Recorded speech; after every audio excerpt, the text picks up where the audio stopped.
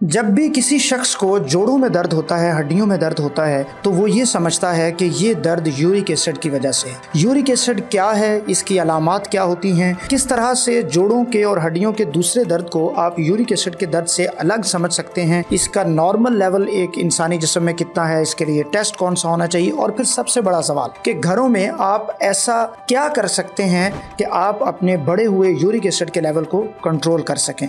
Diet क्या लेनी है, लाइफस्टाइल क्या होगा, ये सब आज इस वीडियो में मैं आपके साथ बात करूंगा। बिस्मिल्लाहिर्रहमानिर्रहीम, अस्सलाम वालेकुम ख़वातीन व हज़रात, मैं डॉक्टर अब्दुल बासित हूँ, कंसल्टेंट ऑर्थोपेडिक सर्जन यानी माहिर अमराज़ हड्डी और जोड़। आज जिस तरह से मैंने आपको बताया, मैंने यूरिक एसिड के ऊपर बात करनी है। ये वो लफ्ज़ है कि जब मैं क्लिनिक में बैठता हूँ या आप अपनी रोज़मर्रा ज़िंदगी में घरों में किसी महफ़िल में होते हैं, तो जिस भी ख़ातून या मर्द के जोड़ों में दर्द है, लोग उसको कहते हैं कि अपना यूरिक एसिड का लेवल चेक करवाओ। ये वो टेस्ट है जो रोज़मर्रा ज़िंदगी में क्लिनिक में सबसे ज़्यादा गैर ज़रूरी तौर पे मरीज़ करवा के आते हैं या ये टेस्ट करवाने का इसरार करते हैं। आज मैंने आपको बताना है कि दरअसल यूरिक एसिड की पहचान कैसे हो सकती है और इसका इलाज कैसे मुमकिन है। नंबर 1 सवाल, यूरिक एसिड क्या है? यूरिक एसिड इंसानी जिस्म में मौजूद एक मादा है जो प्यूरिन्स के ब्रेकडाउन से हासिल होता है। साइंस ने जब तरक्की की है तो उसने खुराक को सिर्फ खुराक के तौर पे नहीं लिया, सर्द या गर्म खुराक के तौर पे नहीं लिया, उसने उसकी बहुत सी माइक्रो डिटेल्स चेक की हैं। और जब बहुत ज़्यादा माइक्रो डिटेल्स चेक होती हैं तो उसमें फिर उसके बाद ये चीज़ें जब जाहिर होती हैं तो फिर हम इससे पहचान पाते हैं कि ये क्या चीज़ें हैं। सो प्यूरिन्स का जब ब्रेकडाउन होता है बॉडी के अंदर तो हमें मिलता है यूरिक एसिड। नॉर्मली क्या होता है, नॉर्मली यूरिक एसिड आपकी बॉडी में खून से, आपके गुर्दों के ज़रिए से, आपके यूरिन में, पेशाब के रास्ते से खारिज हो जाता है। लेकिन बाज़ मरीज़ों में कुछ कंडीशंस ऐसी हो जाती हैं, आप यूरिक एसिड के मरीज़ जब बनते हैं तब क्या होता है, तब दरअसल 2 बुनियादी चीज़ें हैं जिनके होने की वजह से आप यूरिक एसिड के पेशेंट हो जाते हैं। नंबर 1, या तो आपकी बॉडी में यूरिक एसिड ज़्यादा आ रहा है। नंबर 2, यूरिक एसिड खारिज नहीं हो रहा। जाहिर है यही 2 सूरतें हैं जिसके नतीजे में बॉडी में जो कुदरती तवाज़ुन है, बैलेंस है, वो ख़राब हो जाता है। आने का मिकदार ज़्यादा हो गई या खारिज होने की मिकदार कम हो गई तो आपका यूरिक एसिड का लेवल बढ़ना शुरू हो जाएगा। इस पे मैं बाद में आऊँगा कि वो बढ़ा हुआ लेवल आपके जोड़ में दर्द के लिए क्या करता है और फिर किस तरह से वो जोड़ की दर्द की सूरत इख्तियार कर लेता है। लेकिन अभी मैंने आपको 2 चीज़ें बताई। अब ये क्या होगा, डाइट में आप वो चीज़ें ले रहे हैं जो प्यूरिन्स आपको ज़्यादा दे रही हैं। वो चीज़ें जब बॉडी में जाएंगी तो ब्रेकडाउन के नतीजे में क्या होगा, यूरिक एसिड का लेवल बढ़ जाएगा। दूसरे नंबर पे क्या है, आपको कोई प्रॉब्लम्स हैं, आपको किडनी डिजीज़ है, आपको कोई इशू है जिसकी वजह से यूरिक एसिड का लेवल निकल नहीं रहा, सो आपका यूरिक एसिड का लेवल बढ़ गया। अब जब लेवल बढ़ गया तो उसके बाद अब आप यूरिक एसिड के पेशेंट बन गए। लेकिन एक चीज़ याद रखें, तमाम लोग जिनमें यूरिक एसिड का लेवल बढ़ा होगा, ज़रूरी नहीं कि उनमें यूरिक एसिड का मर्ज़, जिसको हम मर्ज़ समझते हैं आमतौर पे, मैं एक जनरल टर्म यूज़ कर रहा हूँ, हम तो तभी मर्ज़ समझते हैं ना जब जोड़ों में दर्द होता है। लिहाजा ज़रूरी नहीं कि हर वो शख्स जिसका यूरिक एसिड का लेवल बढ़ा हुआ है वो यूरिक एसिड का पेशेंट भी होगा, ऐसा बिल्कुल भी नहीं है। लिहाजा कब आप ये लेबल करेंगे या कब आप ये पहचान पाएंगे कि आप यूरिक एसिड के पेशेंट हैं, इसके लिए 2 बुनियादी चीज़ें हैं। नंबर 1, अलामात। मरीज़ में अलामात ज़ाहिर होती हैं जिससे आप या हम डॉक्टर्स जो हैं वो ये पहचानते हैं कि ये पेशेंट जो है वो यूरिक एसिड का पेशेंट है। नंबर 2, उसका टेस्ट करवाया जाता है। अलामात क्या होती हैं? बहुत सारी बेशुमार अलामात हो सकती हैं, लेकिन मैं आपको कॉमन चीज़ें बताऊंगा वीडियो में। ज़ाहिर है सब कुछ बताना मुमकिन नहीं होता। कॉमनेस्ट चीज़ क्या होगी, एक शख्स है, उसकी एज है 40, 45, 50 और वो ख़ातून है या मर्द है, उसके जिस्म के किसी एक जोड़ में, इस चीज़ को समझने, याद रखें, ये बहुत इंपॉर्टेंट है, किसी एक जोड़ में। मैंने आपको ये भी बताना है कि कौन से दूसरे दर्द हैं जिसको आप यूरिक एसिड से अलग करेंगे और कैसे करेंगे, लिहाजा इसलिए मैं बता रहा हूँ। नंबर 1, किसी एक जोड़ में दर्द है और वो जोड़ आपका सूज गया है, वो सुर्ख हो गया है, उसमें दर्द होता है। और आम तौर पे वो कौन सा जोड़ है, आपके पैर के अंगूठे का जोड़, जिसे हम बिग टो कहते हैं। बिग टो के अंदर होता क्या है कि यूरिक एसिड क्रिस्टल्स में बन जाता है। जो अज़ाफ़ी यूरिक एसिड है वो क्रिस्टल्स वहाँ जाके जमा हो जाती हैं, फिर उन क्रिस्टल्स के नतीजे में वहाँ इन्फ्लेमेशन होती है। वो जो बिग टो का जोड़ है वो वहाँ से सुर्ख हो जाएगा, सूज जाएगा, टेंडर टू टच हम कहते हैं, यानी जब आप उस पर हाथ रखेंगे तो आपको दर्द होगी और शदीद हमला आप पे होगा। आप कि ये अलामात बढ़ गई हैं या किसी एक दूसरे और जोड़ में, ज़्यादातर पैर के अंगूठे के जोड़ में होता है, तो क्या हो गया, ये यूरिक एसिड का मर्ज़ हो गया। ये सबसे कॉमन कंप्लेन है और सबसे कॉमन प्रेजेंटेशन है। इसके अलावा भी जोड़ों में हो सकता है, लेकिन ज़्यादा ये है। नंबर 2 क्या चीज़ मैंने आपको बताई, टेस्ट है। वो टेस्ट क्या है, लेबॉर्ट्री से आप जाके वो टेस्ट करवा सकते हैं। सीरम यूरिक एसिड टेस्ट है। सीरम यूरिक एसिड की वैल्यू मुख्तलिफ लेबॉर्ट्रीज़ ने अपनी वो जो रिपोर्ट बनाते हैं उसमें मुख्तलिफ लिखी होती है, लेकिन जो जनरलाइज्ड लेवल है वो मर्दों में और होता है, ख़वातीन में और होता है। मर्दों में इसका लेवल आम तौर पे हम देखते हैं कि 2.5 से 7 तक होता है मिलीग्राम पर डेसीलीटर, और ख़वातीन में 1.5 से 6 मिलीग्राम पर डेसीलीटर होता है। अच्छा, एक यहाँ पे बड़ा इंपॉर्टेंट नुक्ता है। पेशेंट्स जाते हैं, वो लेबॉर्ट्री में जाते हैं, टेस्ट करवाते हैं। सारी लैब्स आपकी क्रेडिबल नहीं है, सारी लैब्स ऐसी नहीं हैं जिन पे आप आंखें बंद करके यकीन कर लें। बहुत सी लैब्स ऐसी हैं, ख़ासकर छोटे शहरों में, गांव देहातों में, जिनकी रिपोर्ट पे आप यकीन नहीं कर सकते। वो क्या करते हैं, यूरिक एसिड का लेवल थोड़ा सा अपर शो कर देते हैं, लेकिन नॉर्मल रेंज में शो कर देते हैं। अब ना उस बंदे को समझ आ रही है कि मुझे यूरिक एसिड का मसला है या नहीं है, लेकिन शुरू में जिस तरह मैंने आपको बताया कि रिपोर्ट से ज़्यादा इंपॉर्टेंट पेशेंट की प्रेजेंटेशन है। बाज़ औक़ात ये होता है कि उसको नी जॉइंट में पेन है, गोडे के जोड़ों की दर्द हो रही है, लेकिन यूरिक एसिड का लेवल थोड़ा सा बढ़ा हुआ है। अब वो अपने यूरिक एसिड के ट्रीटमेंट के पीछे भाग रहा है। वो बंदा खामखा की दवाई भी ले रहा है, खामखा की एहतियातें भी कर रहा है, जबकि उसको जो उसके गोडों में दर्द है, नी जॉइंट पेन है, उसकी वजह कोई और है, लेकिन सिर्फ इसलिए कि टेस्ट में यूरिक एसिड का लेवल ज़्यादा आ गया है।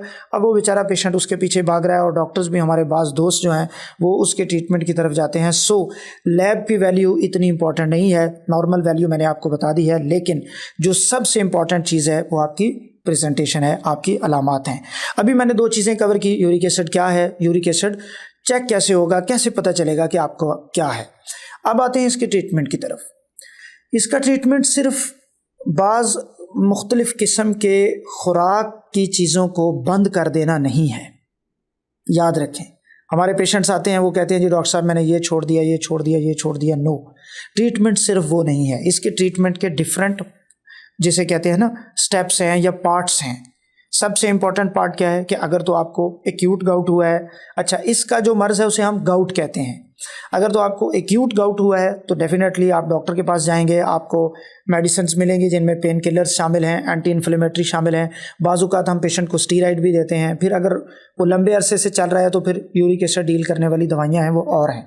वो आपका फार्माकोलॉजिकल ट्रीटमेंट हो जाएगा जो एक डॉक्टर ने लिख के दिया है, मेडिसिन्स। दूसरा ट्रीटमेंट क्या है जो आप लॉन्ग टर्म भी करेंगे और अपने आप को यूरिक एसिड के पेशेंट लेबल होने से बचाने के लिए वो काम आपको करने पड़ेंगे। वो हैं आपकी 3-4 चीज़ें। नंबर 1 आपकी डाइट। आप अपनी खुराक को अच्छे से मैनेज करेंगे, वो मैं आज आपको बताऊंगा। पहले आपको मैं ये बताऊंगा कि क्या आप ले सकते हैं, फिर आपको ये बताऊंगा कि क्या आपने नहीं लेना या अवॉइड करना है या कम मिकदार में लेना है। क्योंकि पेशेंट्स का अक्सर मुझे दोस्त कमेंट करते हैं, पेशेंट्स के डॉक्टर साहब ये तो ज़रूर बता दिया जाता है कि क्या नहीं लेना, लेकिन ये नहीं बताया जाता कि क्या लेना है। सो मैं आज ये दोनों चीज़ें आपको बताऊँगा। नंबर 1 आपने अपनी डाइट को अच्छे से मैनेज करना है। नंबर 2 पानी आपने पीना है। हाइड्रेशन बहुत इम्पॉर्टेंट है, अपने आप को हाइड्रेट रखना है। क्यों इम्पॉर्टेंट है? इसलिए कि जब आप पानी पीते हैं तो आपके गुर्दे के रास्ते, आपके किडनी के रास्ते से, आपके यूरिन के रास्ते वो यूरिक एसिड निकलता है आपकी बॉडी से। सो अपने आपको वेल हाइड्रेट रखना है। नंबर 2। नंबर 3 और बहुत इम्पॉर्टेंट स्टेप है, वो है आपका वज़न। आपने अपने वज़न को कंट्रोल करना है। और नंबर 4 एक्सरसाइज। अगर आप एक्सरसाइज नहीं करते, अपना वेट कंट्रोल नहीं करते, आपका सारा फोकस सिर्फ डाइट पे है, तो प्लीज़ ये भूल जाएं कि आप यूरिक एसिड के मसले से जान छुड़ा सकते हैं।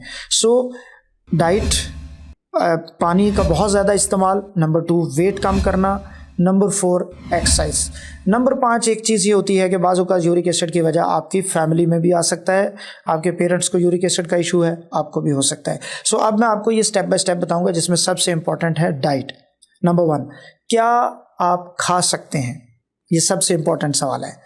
हर वो चीज़ आप खा सकते हैं जिसमें प्यूरिन की मिकदार कम है। अब जाहिर है आप खुद तो चेक नहीं कर सकते, लिहाजा मैं आपको कुछ चीज़ें बता देता हूँ।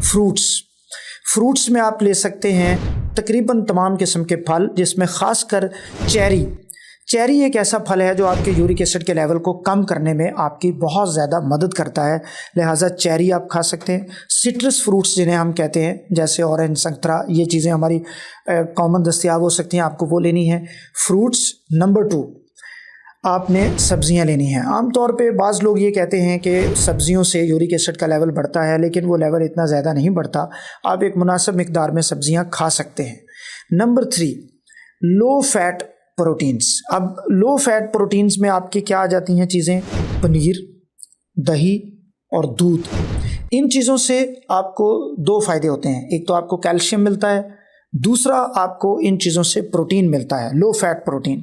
इससे क्या होता है, ख़ासकर कैल्शियम से आपका यूरिक एसिड का लेवल कम हो जाता है। जो प्यूरिन्स है वो हाई फैट प्रोटीन से आमतौर पे मिलता है। सो ये लो फैट प्रोटीन आप इस्तेमाल कर सकते हैं, दूध, दही और तीसरी चीज़ मैंने आपको बताई पनीर। अब आ जाते हैं उसके बाद पानी आपने बहुत बड़ी मिकदार में इस्तेमाल करना है। कॉफ़ी आप बहुत ज़्यादा इस्तेमाल करें। एक टिप मैं आपको बताऊं, ग्रीन टी। ग्रीन टी अगर आप इस्तेमाल करेंगे तो आपका यूरिक एसिड का लेवल जो है वो कम होना शुरू हो जाता है, लिहाजा ग्रीन टी को भी अपनी उस डाइट का हिस्सा बना लें जो आप ले सकते हैं। ये तो वो चीज़ें मैंने आपको बताई हैं कि आप क्या इस्तेमाल कर सकते हैं। अब मैं आपको वो चीज़ें बताता हूँ जो आपने अवॉइड करनी है, वो डाइट जो आपने या तो नहीं लेनी या कम मिकदार में लेनी है। उसमें जो सबसे बड़ी चीज़ है वो है आपका रेड मीट। रेड मीट में क्या आ जाता है? आपका बीफ आ जाता है और मटन आ जाता है। ये वो चीज़ है जो यूरिक एसिड के पेशेंट को इस्तेमाल नहीं करनी या बहुत कम मिकदार में इस्तेमाल करनी है। अच्छा, इसमें भी ऑर्गन मीट और भी ज़्यादा ज़िम्मेदार है यूरिक एसिड का। लोग हमारे यहाँ ये कलेजी खाते हैं। कलेजी जो है वो यूरिक एसिड के बढ़ने की वजह बन जाती है, या गुर्दे के पूरे बाजुकात इस्तेमाल होते हैं बहुत सारी जगहों पे, लाहौर में तो बड़ी जगहों पे ये इस्तेमाल हो रहे होते हैं। वो जो है वो आपके यूरिक एसिड प्यूरिन्स के लेवल को बढ़ा देते हैं। इससे आप मुकम्मल अवॉइड करें। नंबर 2, आपने अल्कोहल से अवॉइड करना है। हमारी सोसाइटी में ये चीज़ इतनी कॉमन नहीं है, लेकिन फिर भी बाज़ जगहों पे ये इस्तेमाल होती है। शराब जो है वो आपके यूरिक एसिड के लेवल को बढ़ा देती है। आपने इसके लेवल को जो अपनी रूटीन लाइफ है उसमें कम करना है, तकरीबन ना होने के बराबर रखना है, क्योंकि ये चीज़ आपके यूरिक एसिड के लेवल को बढ़ा रही है। नंबर 3, आपका जो सी फूड है, सी फूड भी आपके यूरिक एसिड के लेवल को बढ़ाता है। एक और चीज़ बहुत इंपॉर्टेंट है और वो है सॉफ्ट ड्रिंक्स। जितनी बोतलें हम इस्तेमाल करते हैं वो यूरिक एसिड के लेवल को बढ़ा रही हैं। नंबर 5 क्या चीज़ है? आपके जूस। जितने आप जूस इस्तेमाल करते हैं, जो डब्बे में बने बनाए जूस हैं, वो तो बहुत ज़िम्मेदार हैं क्योंकि उनके अंदर फ्रुक्टोज़ का लेवल बहुत ज़्यादा होता है। जो हम घरों में जूस बनाते हैं वो भी आप कम इस्तेमाल करें, बहुत ज़्यादा मिकदार में जूस इस्तेमाल ना करें, क्योंकि उनके नतीजे में आपको फ्रुक्टोज़ मिलता है। फ्रुक्टोज़ से आपका यूरिक एसिड का लेवल बढ़ जाता है। 4-5 चीज़ें मैंने आपको बताई हैं जिनसे आपने या तो मुकम्मल एहतियात करनी है या कम इस्तेमाल करनी है। वो क्या है? रेड मीट है, ऑर्गन मीट है जिसमें कलेजी, गुर्दा, कपूरा, ये चीज़ें शामिल हैं। फिर अल्कोहल, शराब बिल्कुल आपने इससे अवॉइड करना है। और आपको मैंने चौथी चीज़ बताई है सी फूड्स हैं। और फिर एक लास्ट पे मैंने आपको चीज़ बताई सॉफ्ट ड्रिंक्स, और ये जो हम जूस इस्तेमाल करते हैं ये नहीं। आप फल खा सकते हैं, जूस आपको कम मिकदार में इस्तेमाल करना है। फिर एक बड़ी इंपॉर्टेंट चीज़, जिस तरह मैंने आपको बताया, आपने अपना वेट कम करना है, आपने अपनी एक्सरसाइज पे बहुत ज़्यादा तवज्जो देनी है।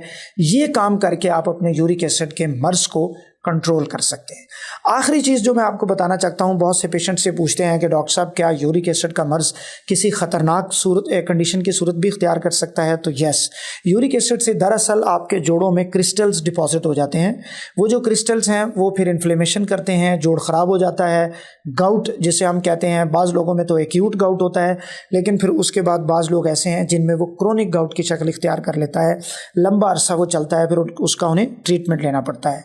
और दूसरी जो चीज़ यूरिक एसिड से हो सकती है वो है किडनी स्टोन्स। गुर्दे की पथरी यूरिक एसिड की वजह से बन जाती है।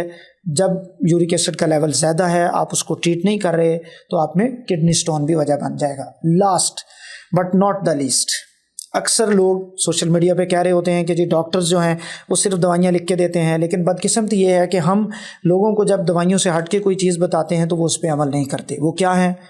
Lifestyle modification, number 1। Number 2 lifestyle modification. Number 3 lifestyle modification. दरअसल ये मर्ज़ जो हैं ये हमारी लाइफस्टाइल में बिगाड़ की वजह से होते हैं, खुराक में बिगाड़ की वजह से होते हैं।